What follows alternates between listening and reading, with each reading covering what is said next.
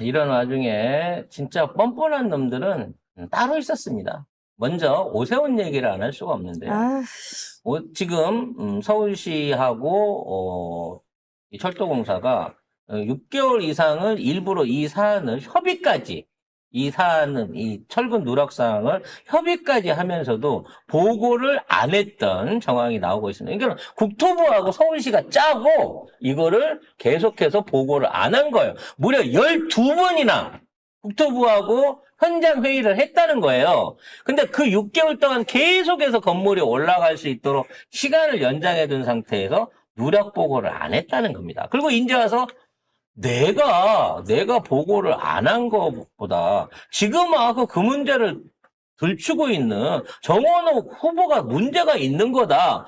야, 세상 이렇게 얘기를 하네요, 세훈은. 정원호 후보한테 사과하라잖아요. 저렇게 아무 말이나 해도 된다. 저는 진짜 쉽게 산다. 어. 내가 본 상또라이 중에 쉽게 최상급이다. 제가 봤을 때 그 오세훈은 어떤 느낌인지 아세요?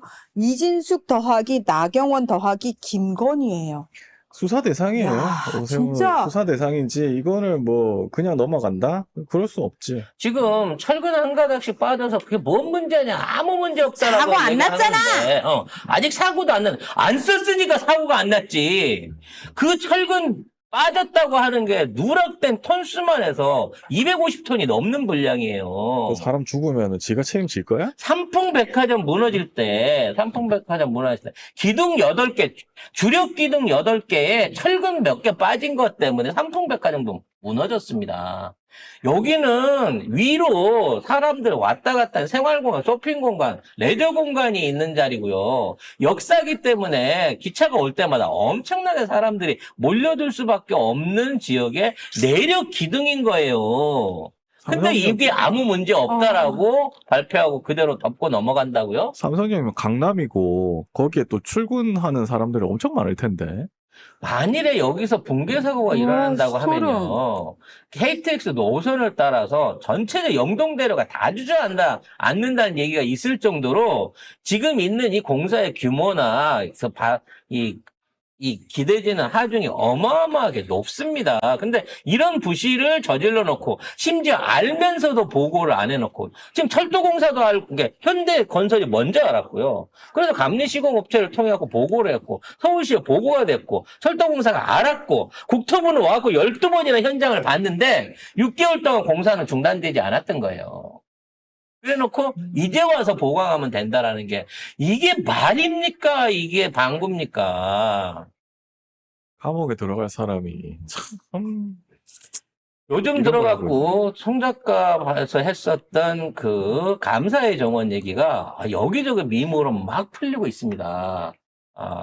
송작가 TV에 의하면 송작가가 말하기를 송작가 TV에 나온 통일교 증인은 아니 그런 거 없어요. 그냥 그런 내용의 제보와 어떤 항의 댓글을 받았다라는 내용이었는데 아무튼 어찌 됐거나 감사의 정원이 지금 비용 면에서도 그렇고 여러 가지로 문제가 있다는 점들이 나오고 있습니다. 추가로 AS를 좀 해보자고 하면 이게 지금 일주일 조금 지났는데 벌써부터 돌들이 떠가지고요. 보수공사에 들어갔다고 합니다. 그러니까 이 공사를 하는데 얼마나 날림으로 공사를 했으면 만들어진 조형물과 조형물 사이에 틈도 안 맞을 뿐더러 그 조형물 주변에 있는 돌 부록들이 벌써 들뜨고 있다는 거야. 사람들이 밟으니까. 그래서 보수공사가 들어갔다고 합니다. 심지어 저와 관련해가지고 저쪽 지역에서 지하철, 그게 그 구조물이 있는 지하에서부터 스피커라든지 영상장치라든지 이런 것들도 이번에 추가된 공사비 700억 안에 다 포함되어 있는 공사비들인데 아마 이런 내용들, 이런 보도를 할 수 있는 미디어 보드를 가지고 아마도 그 정광훈을 비롯한 바로 길 건너에서 하고 있잖아요.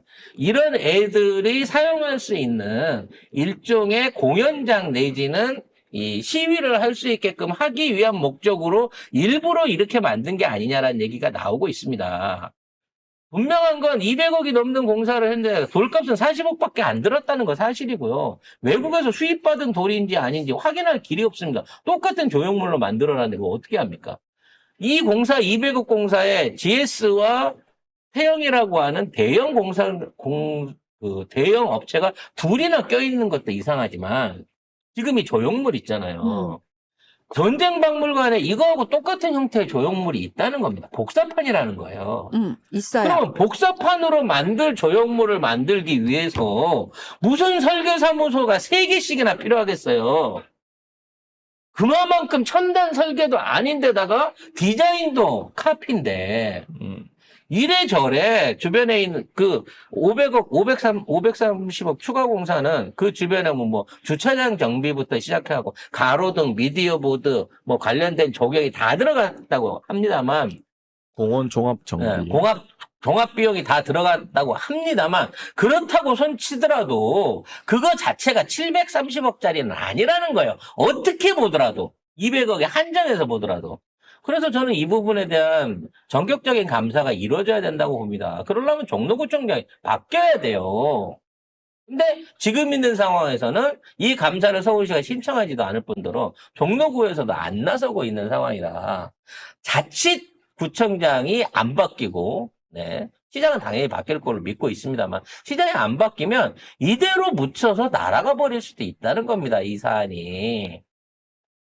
정말 어마어마한 놈들이 국진당에 있고 그런 놈들이 또 국민의 선택을 받겠다고 기어 나오고 있는데 사실은 아니겠지만 조선일보나 일부 여론조사 기관들은 오차범위 안에서 경쟁을 하고 있다고 그래요. 도대체 대한민국은 어떻게 된 나라입니까?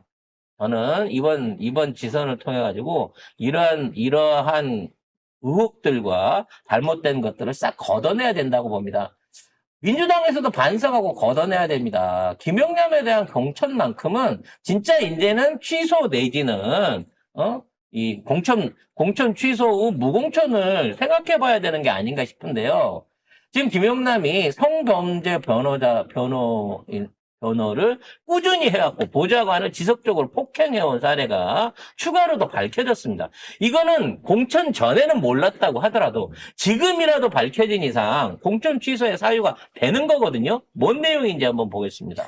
자, 김용남이요. 검사 퇴임 후 2012년부터 2024년까지 여중생 집단 성폭행, 친딸 대상 친족 성폭행, 미성년자 의제 강간 등 죄질이 무거운 강력 성범죄 사건 30여 건을 수임, 대리한 사건이 드러났습니다. 30여 건입니다. 30여 건. 변론 과정에서 혐의를 무리하게 부인하다가 재판부로부터 피해자의 고소 의도를 왜곡해 추가적인 정신적 피해를 입혔다. 2차 가해를 입혔다. 파렴치한 범행이다라는 강한 비판을 듣기도 했습니다. 근데 민주당에서는 과거 성범죄자 변호 이력으로 사퇴하거나 컷오프된 후보들의 사례가 상당히 많거든요.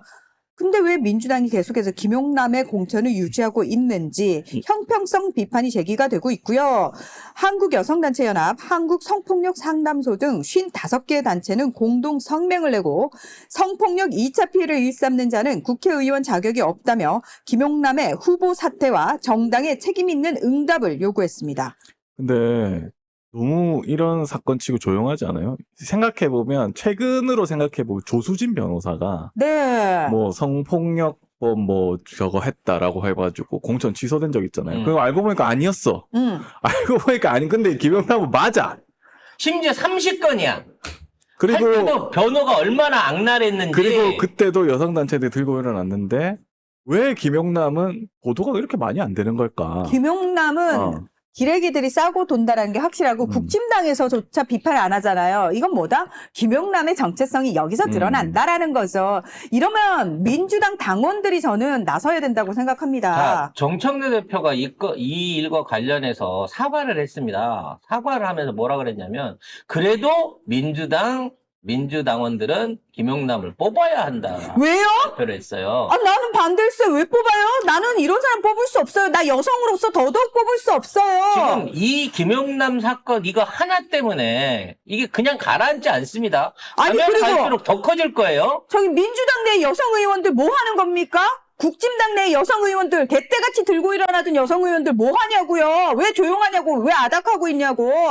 그래서 이런 상황에서 당대표마저 나 지금 그동안 정청래 대표님 진짜 계속해서 우리가 믿어드리고 지원하고 정청래 중심으로 가야 된다. 1인 1표제 생각해야 된다고 했는데 지금 당원들을 비롯한 민주당 지지자들이 저공천 하나 때문에 투표를 할 의욕을 잃고 있다라고 그래. 전국적으로 이 파문이 퍼지고 있어요.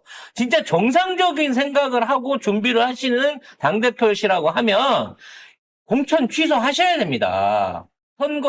선거에 무공천으로 그냥 평택을 날리세요. 그래야 1인 1표제, 당원 중심주의 정당으로 나가겠다고 하는 대표의 의지를 확인할 수 있는 게 거기 있지 않을까요? 아니, 저는 여성 의원들 아닥하지 말라고. 니들, 박원순 시장 때 개떼같이 들고 일어났던 니들 가만히 있지 말라고. 그리고 김용남이 또 하나 터진 게 이제 보좌관 이제 폭행 관련해가지고 상습적인 폭행이 있었고 예. 그에 대한 문제 보도가 제기에 나왔죠. 관해서도 고소해봐 이 새끼야라고 하면서 이런 식으로 눌렀던 전력들이 나오고 있습니다. 근데 좀 웃긴 게 초반에는 뭐 자기가 화낸 건 맞지만 뭐 폭행이라는 건 뭐 어쩌고저쩌고 이지를 하더니 정강이 차이고 그거 관련해가지고 자료 사진이랑 이것도 다 내놨는데 말은 검사 출신이라고 제대로 기소도 안 되고 고소도 안 됐다는 거 그리고 솔직히 민주당에서는 민주당 자체에서 공천 취소하는 것보다는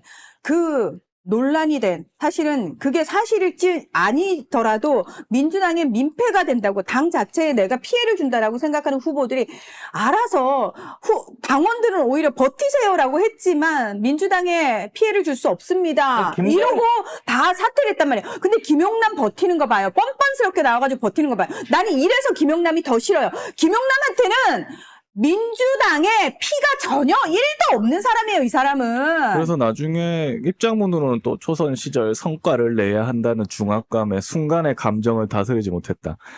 이거 안 쪽팔립니까? 이거 다른 민주당 의원이었으면 의원이 만약에 이렇게 하면 의원직 내려놔야 될 상황이에요. 저희는 김용남을 처음부터 밀지 않았습니다. 저희는 누가 김용남에 우리 대해서, 밀었대요? 예, 저희는 저희 채널을 계속 보신 분들은 아시겠지만 처음부터 김용남 공천 문제 있다고 끊임없이 문제 제기했던 데가 저입니다. 자, 어차피 이렇게 되어 결자해지는 당 지도부가 해야 될 텐데, 그와 관련해서는, 뭔가 지도부의 빠른 조치가 있기를 기대하겠습니다.